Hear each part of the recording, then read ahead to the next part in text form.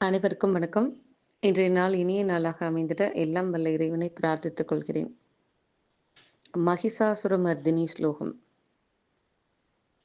आयिकिरिनन्तिनि नन्तितमेतिनि विश्वविनोदिनि नन्दनुते गिरिवरविन्द्यशिरोदिनि वासिनि विष्णुविलासिनि जिष्णुनुते भगवदि हेशिति कण्डकुडुम्बिनि भूरि कुडुम्बिनि भूरि कृते जय जय हे महिषासुरमर्दिनि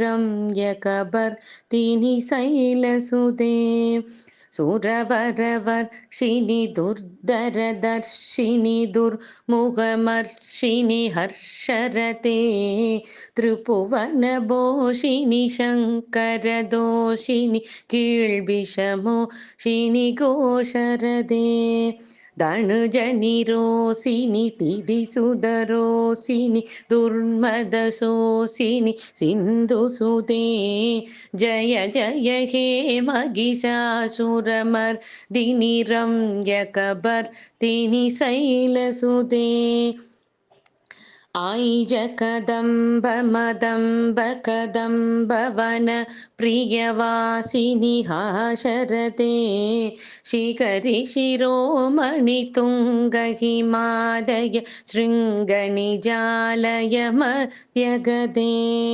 मधुमधुरे मधुकैटभभञ्जिनि कैटभभञ्जिनि रासरदे जय जय हे महिषासुरमर्दिनि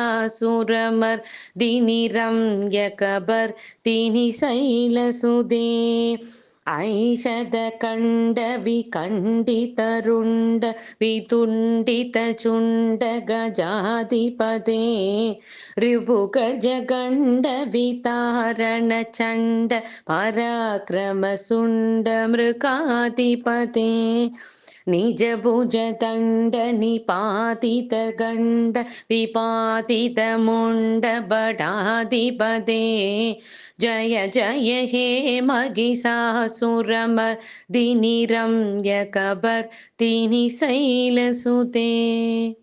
நன்றி.